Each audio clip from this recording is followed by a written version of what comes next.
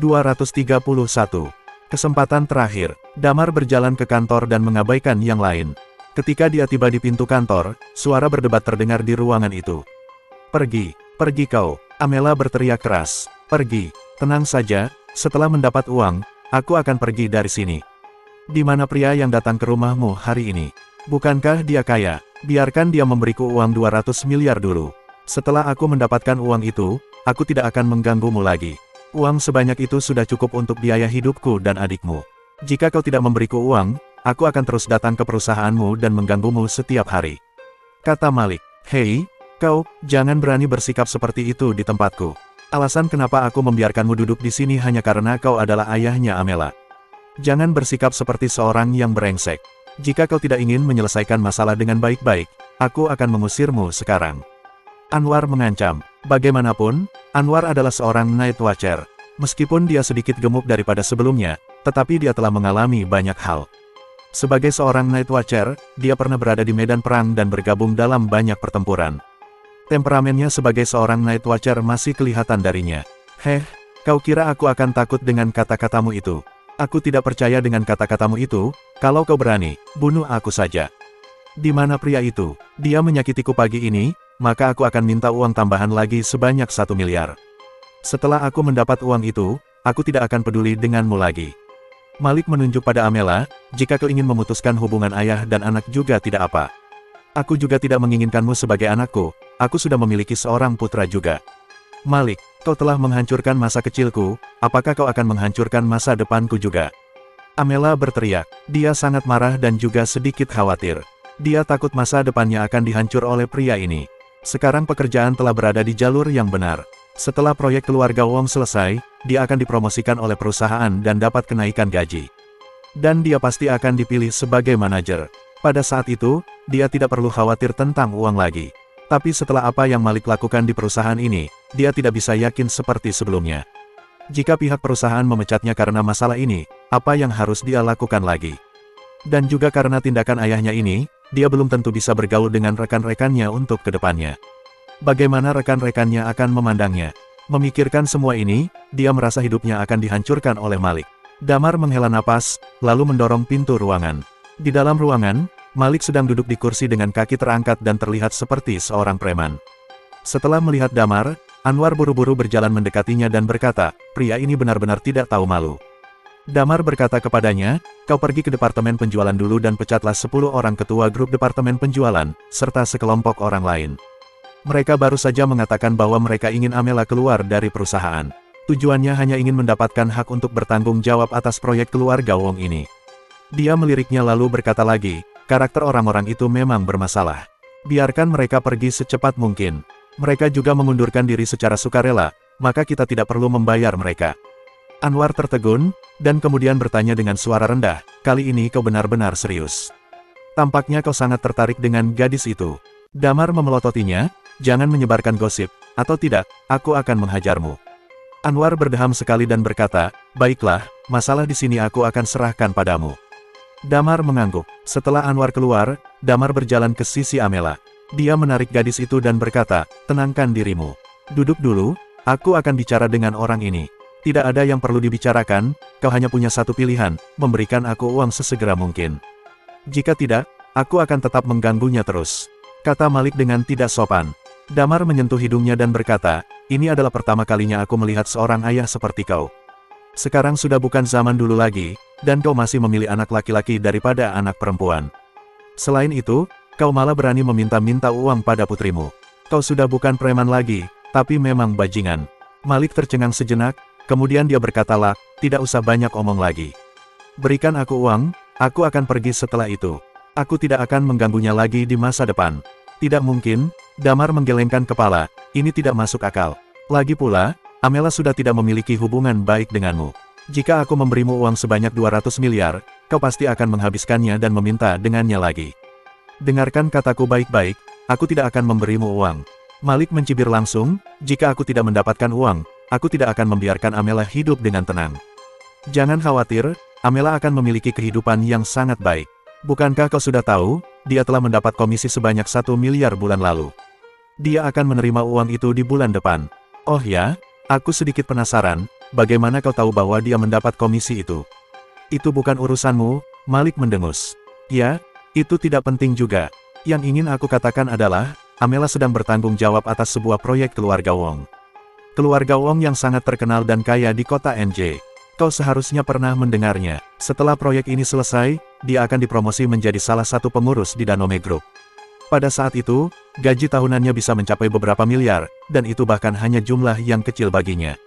Tentu saja, kau tidak akan mendapat uang itu sama sekali, kata Damar sambil tertawa. Ekspresi Malik menjadi semakin jelek ketika dia mendengar kata-kata Damar.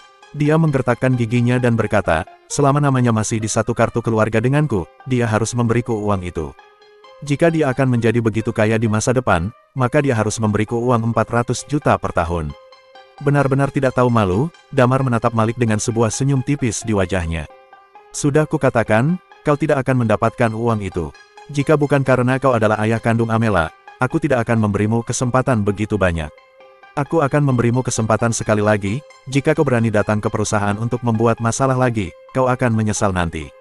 Untuk apa aku menyesal? Apa kau ingin membunuhku? Teriak Malik. Damar menggelengkan kepalanya, aku hanya akan mengirim kau ke tempat yang cocok untuk kau tinggal.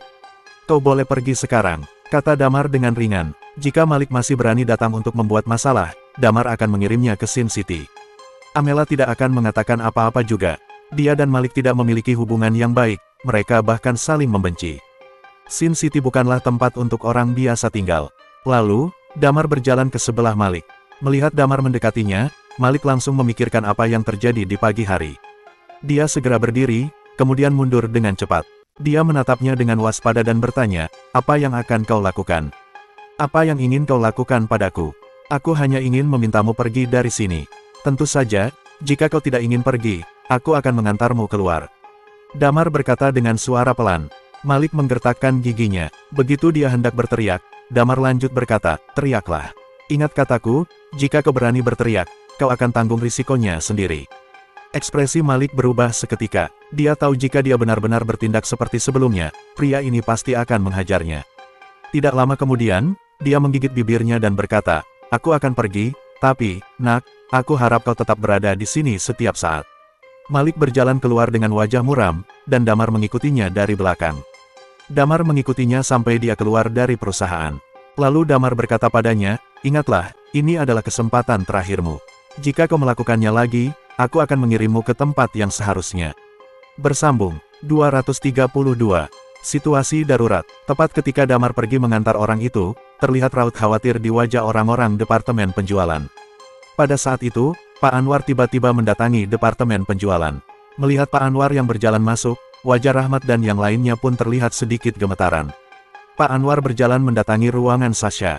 Hati Rahmat sedikit tak tenang, dia berjalan menghampiri Edwin yang merupakan ketua grup 1 departemen penjualan dan berkata, Edwin, coba jelaskan padaku kenapa Pak Anwar bisa tiba-tiba datang, dia tidak akan benar-benar mendengarkan kata-kata Damar yang benar-benar ingin memberhentikan kita, kan?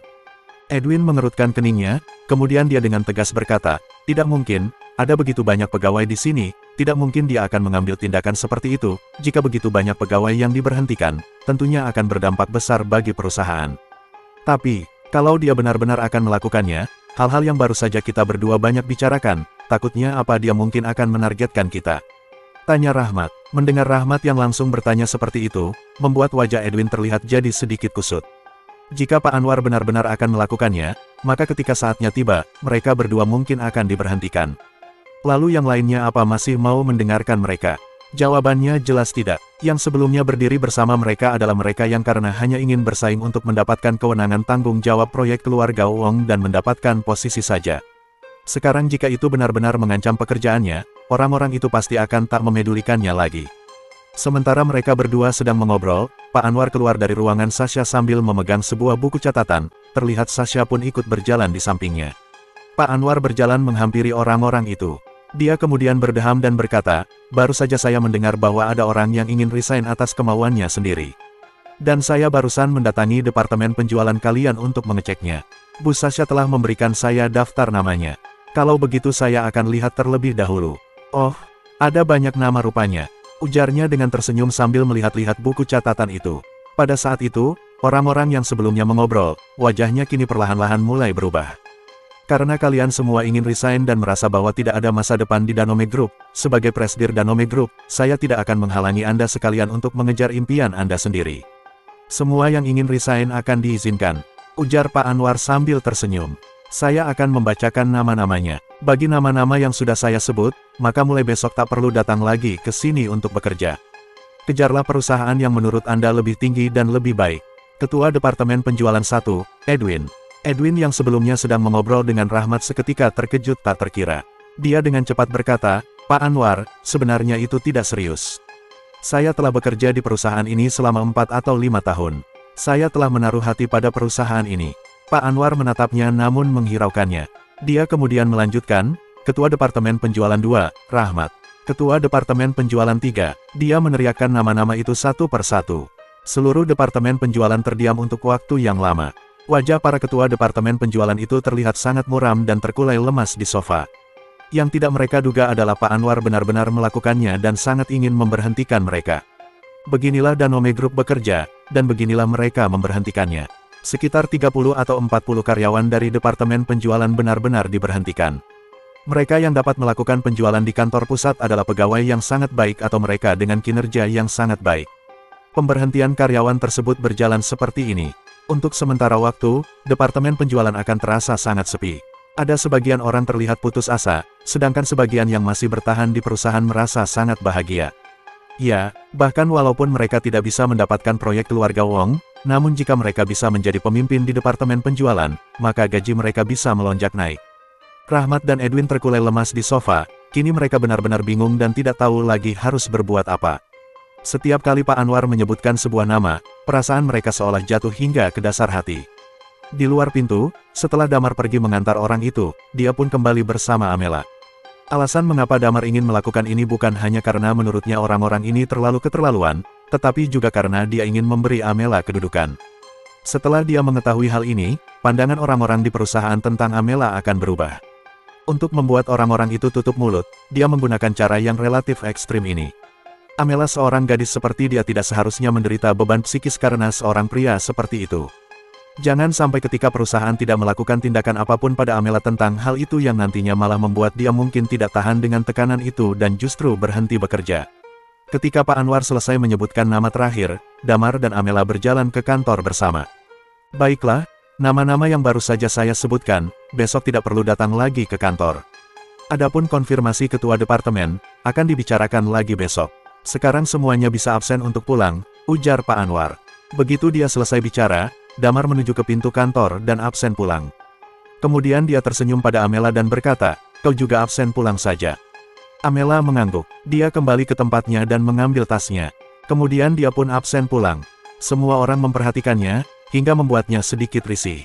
Setelah mengabsen, dia segera keluar dari kantor dengan tergesa-gesa. Setelah turun ke lantai bawah, Amela memandang Damar dengan penuh rasa terima kasih dan berkata, Damar, terima kasih ya. Kalau tidak ada kau, aku tidak tahu harus berbuat apa lagi. Damar berkata sambil tersenyum, sama-sama. Kau pulanglah lebih awal, tenang saja, kalau sampai Malik berani mengganggumu, aku yang akan mengurusnya. Kau tidak keberatan kalau ayahmu masuk penjara atau semacamnya, kan? Selama dia tidak menggangguku, aku tidak peduli apakah dia hidup atau mati. Ujar Amela. Damar terdiam, meskipun sudah bisa ditebak, tetapi antara ayah dan anak perempuannya bisa sampai membuat langkah seperti ini, kita bisa melihat kebencian Malik yang sesungguhnya. Baiklah, Damar mengangguk dan berkata, pulanglah. Seharusnya ada banyak barang yang harus dibeli untuk rumah baru. Setelah berkata seperti itu, dia teringat sesuatu dan berkata, omong-omong, kondisi penyakit tante benar-benar tak bisa ditunda, aku akan meminjamkanmu uang 100 juta terlebih dahulu. Kau bisa menggantinya setelah gajian nanti. Segera ambil tindakan operasi untuk tante. Aku bisa mengawasi keadaan di sini dan kau bisa meminta cuti besok. Selain itu, tak perlu khawatir, tentang proyek keluarga Wong, pasti masih akan menjadi tanggung jawab aku dan kau. Wajah Amela berubah sedikit merah dan berkata, Damar, mengapa kau begitu baik padaku? Damar terdiam, dia menyentuh hidungnya dan berkata, sudah jangan terlalu dipikirkan, aku naik mobil pulang duluan ya. Melihat Damar yang sudah duduk di mobil, jantung Amela berdegup. Wajahnya memerah, dia melipat bibirnya dan menatap Damar sebelum dia masuk ke mobilnya. Pada saat itu, Damar yang baru saja memundurkan mobilnya, tiba-tiba ponselnya berdering.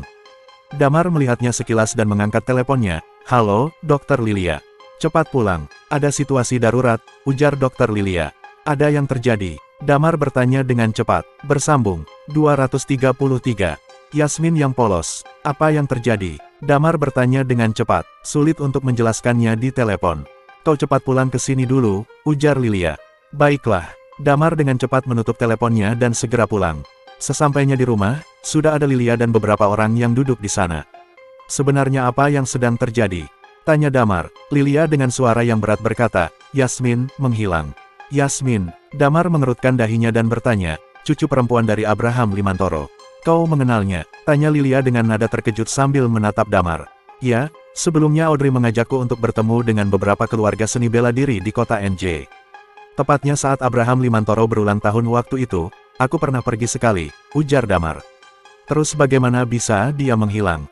Di ponselnya, dia menerima pesan WhatsApp dari Wade, yang mengatakan bahwa dia menemukan informasi tentang Saferi. Lilia menghela napasnya dan melanjutkan, kau seharusnya tidak tahu bahwa anak dari kakek Limantoro, merupakan orang tua dari Yasmin, yang dibunuh oleh Saferi ketika mereka sedang bertugas. Maka dari itu Yasmin selalu ingin bergabung dengan Night Watcher. Dia selalu ingin membalaskan dendam orang tuanya, dan hal ini diketahui oleh Wade, jadi setelah Wade memberikan informasi ini. Kemudian dia pergi sambil membawa belati dan tidak memberitahu kakek Limantoro tentang hal ini. Sampai di malam hari, kakek Limantoro baru mengetahuinya, ujar Lilia. Damar mengerutkan dahinya. Pada jamuan makan di hari itu, dia memukuli kedua anak Wade. Pada saat itu, kakek Limantoro pun berada di sisinya. Apakah itu sebabnya membuat Wade menjadi marah? Apakah Night Watcher sudah mendengar kabar darinya? Tanya Damar. Orang Darknet telah diaktifkan sepenuhnya, dan Night Watcher juga sedang membantunya. Tapi sampai sekarang masih belum ada berita sama sekali, ujar Lilia sambil menghela napasnya. Jika Wade ingin membalas dendam, sekarang Saferi benar-benar berada di kota NJ. Aku khawatir dia benar-benar telah menemui Saferi. Kau tidak pergi mencari Wade? Tanya Damar. Aku sudah berusaha mencarinya, tapi aku juga tidak menemukannya, ujar Lilia. Pada saat yang sama, di sebuah kabupaten sekitar 80 km dari arah utara kota NJ yang disebut kota TJ. Saat malam tiba, sebuah mobil perlahan bergerak maju. Di dalam mobil, pengemudinya adalah Wade. Di kursi belakang, James dan Jarvis duduk di sana, dengan perban kasa tebal yang melingkar di dahi mereka. Damar tidak menghabisinya kemarin, jadi setelah mendapat perawatan sederhana di rumah sakit, mereka sudah bisa keluar dari sana. Sementara di kursi sebelah pengemudi, Yasmin terduduk di sana dengan raut wajah yang sangat dingin. Apa masih belum sampai? Tanya Yasmin. Tepat di depan sana, aku juga diberitahu oleh adik laki-lakiku. Saferi akan muncul di gedung ini setiap harinya sekitar pukul 8 malam, ujar Wade. Nanti aku akan menambahkan kedua tingkat puncakmu, dan aku yakin kau bisa menghadapinya. Terima kasih ya Om Wade, ujar Yasmin pada Wade. Sama-sama, biarkan mereka berdua menonton nanti. Kita masuk dan segera selesaikan Saferi, ujar Wade. Sebenarnya, di acara pesta kakek itu sebelumnya, aku sedikit tidak bijaksana. Aku hanya mengambil kesempatan ini untuk meminta maaf kepada kakek. Yasmin tidak berbicara. Dia memiliki dua bilah belati di tangannya, sebilah panjang dan sebilah pendek. Sorotan mata yang dingin seolah terpancar dari tatapannya. Tak lama kemudian, mereka berhenti di pintu sebuah rumah tua di pinggiran kota. Wade kemudian berkata, ini dia. Ada di dalam sini, tanya Yasmin. Ya, dia menoleh kedua pria di belakangnya dan berkata, kalian berdua, berjaga-jaga di luar. Aku akan masuk dengan Yasmin. Yasmin tidak terlalu memikirkannya. Dia keluar dari mobil dan membawa dua bilah belati di punggungnya, yang membuatnya terasa seperti seorang Night Watcher. Ayo jalan. Wade juga turun dari mobil. Di dalam mobil, dia mengeluarkan dua tongkat yang bisa disambungkan. Yasmin mengangguk, dengan segera dia langsung menyergap rumah itu. Bak, pada saat itu, Wade mengambil tongkatnya dan memukul bagian belakang leher Yasmin. Yasmin diserang dari belakang tanpa perlawanan apapun. Kemudian matanya menjadi gelap dan dia langsung tersungkur ke tanah. Ya ampun, hanya begini saja, ujar James sambil melompat keluar dari mobil. Jarvis juga berkata, wanita ini berdada besar tapi tidak berotak. Dia ditipu dengan cara seperti ini. Apalagi, setelah mendengar tentang Saferi, dia benar-benar tidak berdaya dan menggila untuk berterima kasih kepada kami sepanjang jalan. James menjilat bibirnya dan berkata, astaga, tubuh Yasmin benar-benar menggoda, dan dia sepertinya belum pernah berpacaran, aku sudah mengejar dia sebelumnya dan dia tidak mau. Ayah, aku akan memanfaatkan pingsannya, biarkan aku saja yang mengeksekusinya, dan membuat kakek Limantoro membiarkannya menikah denganku. Wade menatapnya dengan dingin dan berkata, apakah kau tidak ingin hidup? Wajah James terlihat sedikit canggung dan berkata, aku hanya bicara saja, kaki panjangnya dan tubuhnya ini benar-benar cukup menggoda. Jangan bicara omong kosong. Jangan lupa apa tujuan kita. Bawa dia masuk dulu, ujar Wade dengan santai. Tujuan kita adalah untuk membalas dendam pada Damar. Di kota NJ, bahkan keluarga Wong pun tidak dapat melakukan ini pada putraku.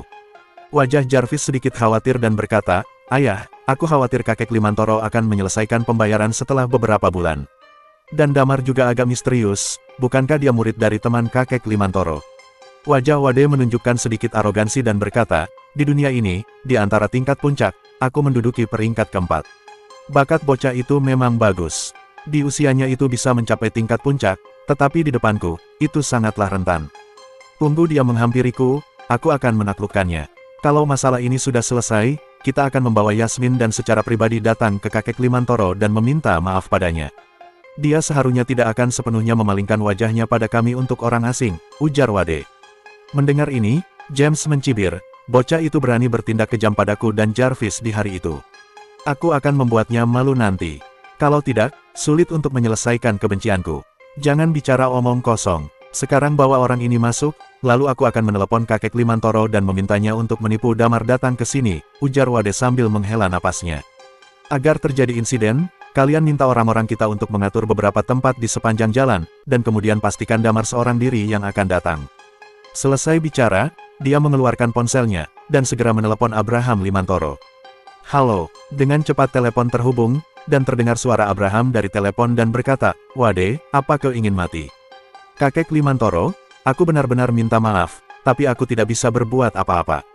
Damar si bocah itu telah menghajar putraku, dan kebencian ini, aku harus balas dendam padanya, ujar Wade. Jadi Yasmin benar-benar ada di tanganmu sekarang, kan? Tanya Abraham. Dia benar-benar ada di tanganku, Wade mengangguk dan berkata, tenang saja, dia sekarang masih aman. Saya hanya punya satu permintaan. Tidak peduli cara apa yang akan Anda gunakan, bawa Damar ke sini untuk menemuiku. Atas dasar apa Damar akan mendengarkanku? Ujar Abraham sambil menggertakkan giginya. Itu bukan urusanku. Seperti yang Anda tahu, James begitu menyukai Yasmin. Aku akan mengirim seseorang untuk mengawasi Anda. Jika Anda meninggalkan kota NJ, mungkin Yasmin nanti akan mengandung seorang anak, ujar Wade. Beraninya kau, Abraham meraung dengan marah. Masih belum pasti, tidak peduli bagaimana caranya, Anda harus mencoba mendapatkan Damar untukku, ujar Wade. Jika kau tidak bisa mendapatkannya, aku akan membawa Yasmin ke Sin City. Aku akan memberi Anda alamatnya. Jangan coba-coba meninggalkan kota NJ, Yasmin akan memiliki hubungan dengan anakku jika Anda meninggalkan kota NJ, lalu kita akan langsung pergi ke Sin City. Oh ya, jangan biarkan orang-orangmu datang ke sini. Biarkan Damar datang seorang diri. Jangan sentuh Yasmin, aku akan memikirkan caranya, ujar Abraham sambil menggertakkan giginya. Tenang saja, selama Anda jujur, aku akan menahan mereka. Lagi pula, aku juga tidak ingin pergi ke tempat-tempat seperti Sin City, ujar Wade sambil tersenyum. Aku akan menunggu kabar dari Anda. Selesai bicara, dia langsung menutup teleponnya. Bersambung, 234. Cukup kooperatif. Di kota NJ, di rumah Lilia dan Damar dan yang lainnya mengerutkan dahi. Pada saat itu, ponsel Damar tiba-tiba berdering. Damar mengambil ponselnya dan melihat bahwa itu adalah panggilan dari kakek Limantoro. Dia dengan cepat mengangkat teleponnya. Di telepon, terdengar suara kakek Limantoro yang berkata, Damar, saya takut akan merepotkanmu. Ada apa? Apa sudah ada jejak keberadaan Yasmin? Tanya Damar. Ya, ujar Abraham sambil menghela napasnya. Gadis ini terlalu polos. Dia ditipu oleh Wade, dan dia mengincarmu. Dia ingin membalas dendam padamu, jadi dia menggunakan cara ini untuk menyekap Yasmin. Sekarang dia di kota TJ, jadi, saya takut merepotkanmu untuk pergi ke sana. Damar mengangguk dan berkata, ternyata seperti itu ya, Wade cukup berani rupanya. Dia mengandalkan dirinya sendiri untuk menjadi posisi yang keempat dalam daftar, ujar Abraham sambil menghela napas. Dia biasanya cukup menghormatiku. Jika Yasmin tidak mengalami kejadian apapun, maka itu aku memberiku muka. Dan berikan mereka jalan saja. Posisi keempat dalam daftar, jika bergabung dengan Red Lotus, itu akan menjadi sedikit masalah, ujar Damar sambil menyentuh hidungnya. Begini saja, nanti aku akan mengirim yang kecil ke Sin City dan yang besar akan langsung mendekam di penjara markas Night Watcher. Bagaimana menurutmu? Tidak masalah, ujar Abraham sambil mengangguk. Damar menghela napasnya, berikan padaku alamatnya, aku akan pergi ke sana sekarang. Abraham mengangguk. Setelah menutup telepon, dia langsung mengirim informasinya ke Damar. Lilia dan yang lainnya dapat mendengar suara di telepon. Bagaimanapun, mereka semua memiliki kekuatan di atas tingkat puncak. Thalia berkata, aku akan pergi bersamamu. Tidak perlu, mereka hanya posisi keempat dalam daftar. Aku akan pergi sendiri, ujar Damar sambil tersenyum pada mereka. Mereka mungkin memiliki anak buah untuk menyergap, tapi itulah yang terjadi.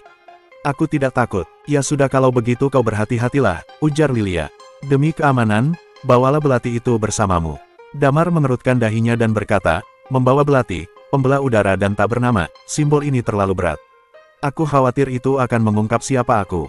Lebih baik terekspos daripada mati sendirian di sana, ujar Lilia. Jika kau ingin membawanya, jangan bicara omong kosong. Damar meregangkan lehernya dan berkata, baiklah. Lilia membalut kedua belati itu dengan kain dan melemparkannya ke Damar.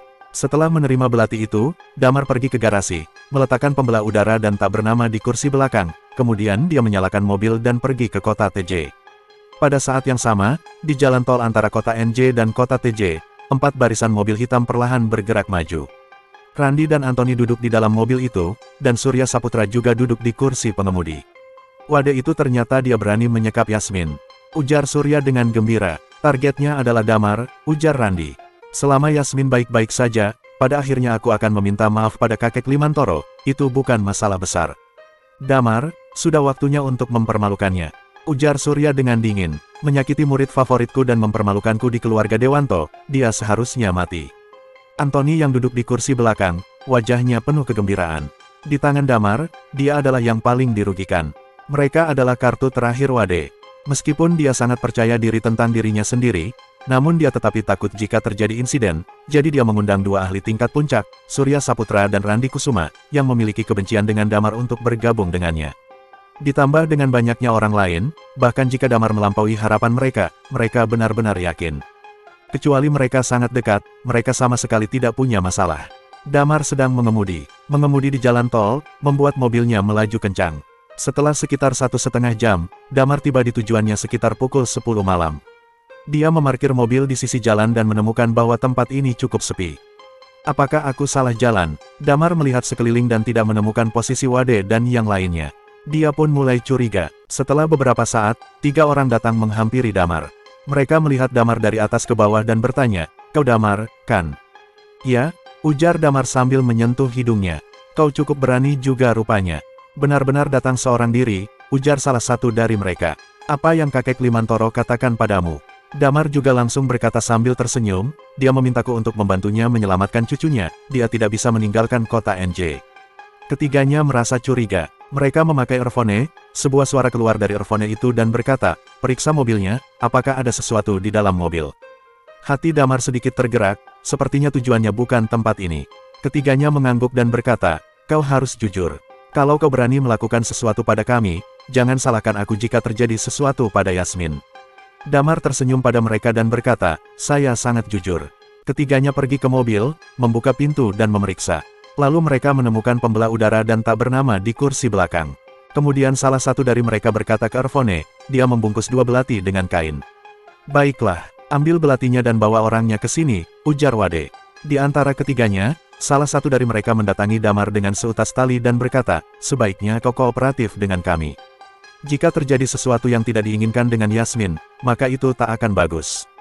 Aku akan kooperatif. Apakah kalian ingin mengikatnya ke depan atau ke belakang? Tanya Damar. Dia membiarkan 3 orang itu memikirkan hal yang tidak terduga. Mereka bertiga dikirim untuk menjemput Damar. Sebenarnya mereka sedikit khawatir dan telah mendengar tentang perjamuan itu. Damar adalah tingkat puncak, dan bukanlah lawan bagi mereka. Mereka khawatir jika Damar benar-benar melakukan sesuatu pada mereka.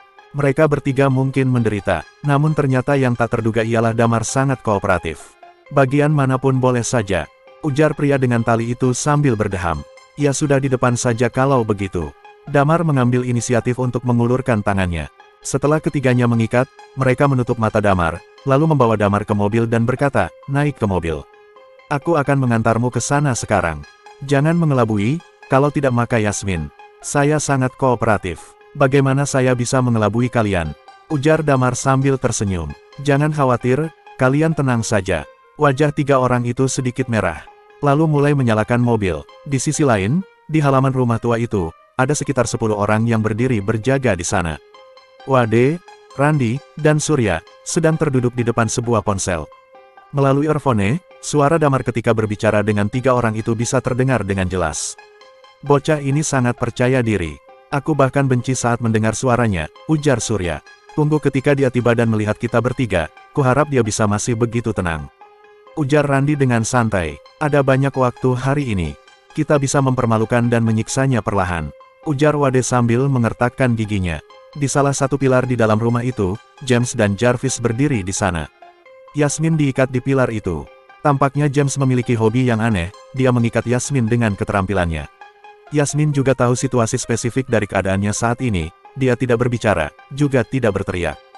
Hanya menatap mereka dengan dingin, dan terus mengingat penampilan dari setiap orang di sana. Brem-brem, tidak lama setelah itu, di luar pintu, terdengar suara mobil berhenti dan Wade pun berdiri. Dia mencibir dan berkata, ini dia. Pada saat yang sama, mobil itu berhenti di luar pintu. Damar dibantu turun dari mobil. Setelah turun dari mobil, Damar berkata kepada ketiga orang itu, tidak apa-apa. Kalian tidak berkata keras kepadaku.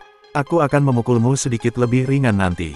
Sudut mulut mereka sedikit berkedut, dan satu orang memarahi, jangan bicara omong kosong, cepat masuk. Damar didorong oleh tiga orang itu dan berjalan ke halaman rumah. Bersambung, 235. Reputasi seseorang sangatlah penting. Setelah sampai ke halaman rumah itu, di belakang Damar, terdengar suara pintu yang ditutup. Pada saat yang sama, penutup matanya dilepas, dan Damar mengedip-ngedipkan matanya. Ada beberapa lampu di halaman rumah itu, dan dia bisa melihat jelas semua orang di sana. Oh, ada juga kejutan yang tak terduga. Dalam hatinya Damar merasa senang. Dia tidak menyangka bahwa Surya dan Randi benar-benar ada di sana. Dia selalu ingin mencari masalah Surya. Namun karena berbagai alasan, dia selalu gagal. Tanpa diduga, Surya sendiri yang akan datang kepadanya. Kau jaga dia, aku akan ke sana dulu. Ujar James kepada Jarvis. Kemudian dia beranjak dari sisi Yasmin, dan berjalan lurus ke depan.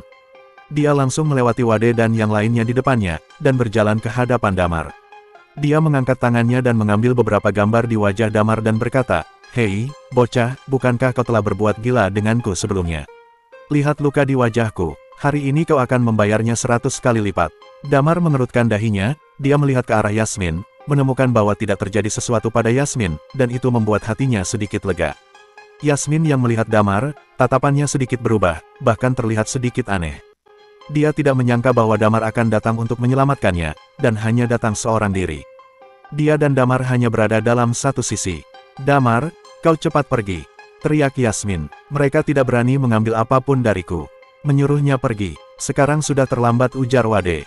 Damar memandang ke arah Wade, dia berpikir lalu berkata, bukankah targetmu adalah aku? Berhubung aku sudah di sini, jadi biarkan Yasmin pergi saja.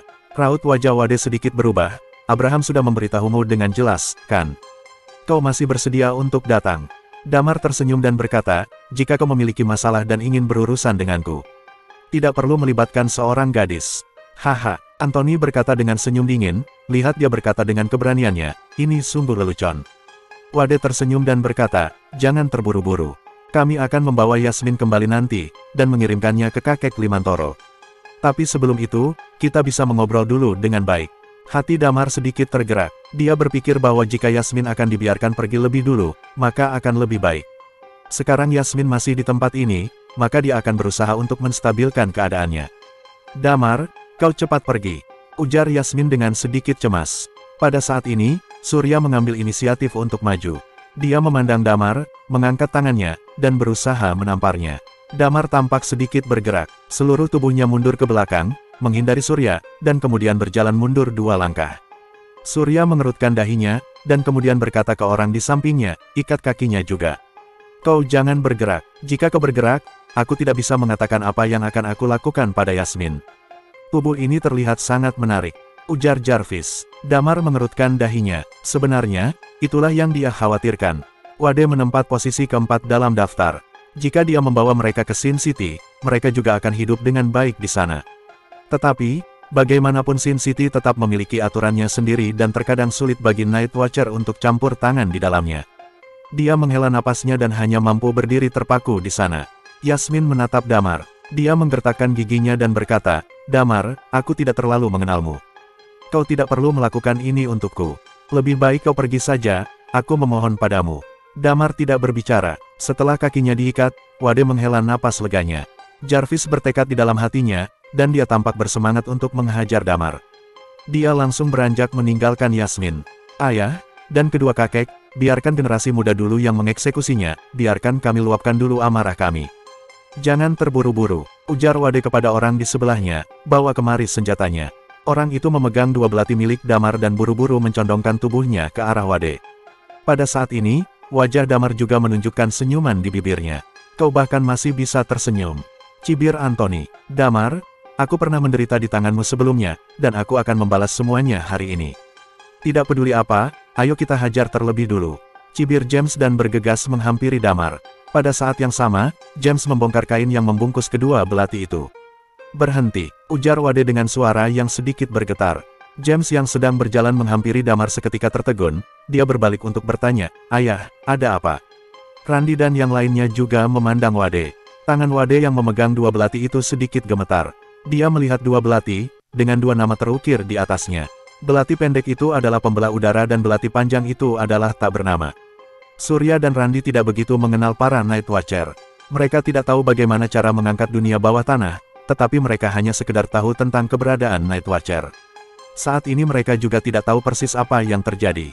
Wade memandang Damar, dan dia berkata dengan ketakutan, Damar, siapa kau sebenarnya? Menurutmu? Pada saat itu wajah Damar menunjukkan senyum cerah. Sebenarnya ada apa ini, Wade? Jangan buat kita bingung seperti ini. Ujar Randy dengan cepat. Dia merasa ada yang tak beres di sini. Wade melihat kedua belati di tangannya dan berkata, dua belati ini, satu disebut tak bernama, yang satunya lagi disebut pembelah udara, keduanya masuk ke dalam 10 besar dari dunia persenjataan, dan kedua belati ini, adalah milik Night Watcher Zero. Apa? Terlepas dari wajah Anthony yang sedikit kebingungan, saat ini, wajah yang lainnya mereka semua menunjukkan keterkejutan. Suatu ketika Night Watcher Zero mengejutkan seluruh dunia bawah tanah. Surya dan Randy tak mengenalnya. Tapi sepertinya mereka sempat mendengarnya. Aku seharusnya memikirkannya dari awal. Ya, aku seharusnya memikirkannya dari awal. Tingkat puncak yang masih begitu muda, kecuali Night Watcher Zero, siapa lagi yang bisa melakukannya? Ujar Wade dengan suara gemetar. Di sisi lain, Yasmin pun tercengang, matanya menatap ke arah Damar. Orang ini, sebelumnya merupakan Night Watcher Zero. Night Watcher Zero yang ditakuti oleh seluruh dunia bawah tanah. Dia masih sangat muda, dan dia menjadi terkenal 6 tahun lalu, dia sudah berada di tingkat puncak saat 6 tahun lalu. Di dunia ini, bagi para praktisi seni bela diri ini, mereka paling tidak mau memprovokasinya. Ini adalah Night Watcher, kecuali mereka yang berdiri di seberang Night Watcher seperti Red Lotus. Mereka tidak pernah berpikir bahwa Damar adalah Night Watcher dan ternyata dia adalah Zero. Reputasi seseorang sangatlah penting, hanya mendengar gelar Night Watcher Zero, namun sebutan itu telah menakuti Jarvis dan James sampai mati. Ketika Wade mengajari mereka, dia menyebut nama itu berkali-kali. Dia memberitahu mereka betapa ganasnya pria ini, dan sekarang pria ini berdiri di depan mereka. Damar masih berdiri di sana, wajahnya tampak tenang melihat kekagetan orang-orang ini. Apa yang harus dilakukan? Ujar Randy dengan sedikit kebingungan. Di dunia ini, dia memiliki posisi tinggi di kota LH, karena dia adalah tingkat puncak dan tidak ada yang berani memprovokasi dia. Tapi di saat yang bersamaan dia juga tidak berani memprovokasi Night Watcher. Untuk sesaat, dia juga mulai kebingungan. Wade menatap Damar, dia menggertakkan giginya, dan kemudian tiba-tiba mengeluarkan belati. Wajahnya terlihat sangat garang dan berkata, masalahnya telah berkembang jadi seperti ini. Ayo kita bunuh saja orang ini. Kita pergi ke Sin City, akan menjadi masalah besar bagi Red Lotus. Bunuh, ujar Randy ketakutan. Kakek Kusuma, ujar Wade, keraguanmu akan membuat bencana. Kau telah mencari masalah dengannya sekarang. Night Watcher Zero, buatlah keputusan untuk membunuhnya. Ketenarannya ini tercipta dari darah segar, maka jika kau membiarkannya pergi, semua orang akan tamat. Surya menggertakkan giginya dan berkata, baiklah, mari kita bertiga sekalian pergi ke Sin City dan hidup dengan damai di sana. Kalian bertiga, Damar yang tidak pernah menyela pembicaraan mereka, tiba-tiba dengan santai berkata, sepertinya, itu tidak cukup. Bersambung.